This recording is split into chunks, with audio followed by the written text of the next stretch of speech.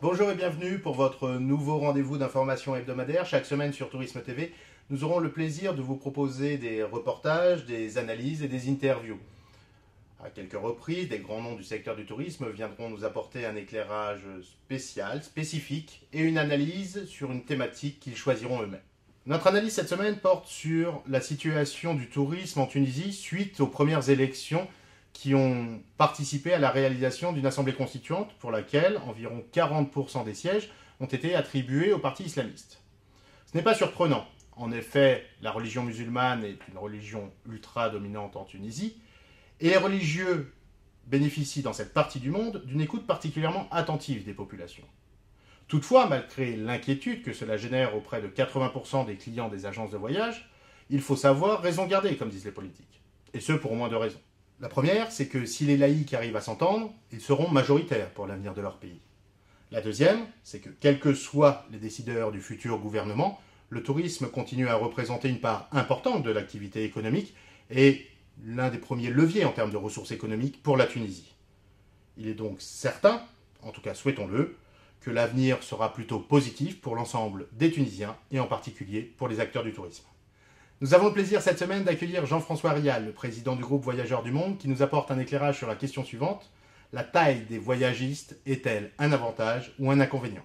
Depuis que j'ai vu ces grands voyagistes britanniques et allemands arriver sur le marché français, j'ai lu 100 fois qu'ils allaient dominer le marché, créer un tas de choses. Et ce que je constate quand même, c'est que mon intuition première, qui était que la taille est plutôt un inconvénient dans le métier de voyagiste qu'un avantage, semble se confirmer parce que globalement, à l'heure d'aujourd'hui, où il faut aller très très vite, à l'heure d'Internet, où il faut bouger très très vite, où tout change en permanence, on est dans un monde permanent, la taille de ces grands groupes, avec leur inertie, leur reporting, étouffe les managers qui dirigent les entreprises concernées, quelle que soit leur qualité derrière. Et donc, globalement, moi, j'ai quand même la perception et le sentiment que les Thomas Cook, les TUI, voire les Kioni et autres grands groupes du voyage sont condamnés à disparaître sous leur forme actuelle. Il faudra qu'ils décentralisent, qu'ils se créent en petites unités, parce que leur système les conduit inexorablement quand même à faire des choses qui, globalement, sur le marché français, par exemple, ils ont réussi à détruire quand même en l'espace de moins de 2 ans ou 5 ans, Jet Tour et Nouvelles Frontières. Merci Jean-François pour cet éclairage personnel. Dans notre rubrique produit, nous vous proposons de partir à la découverte d'une pourvoirie au Québec.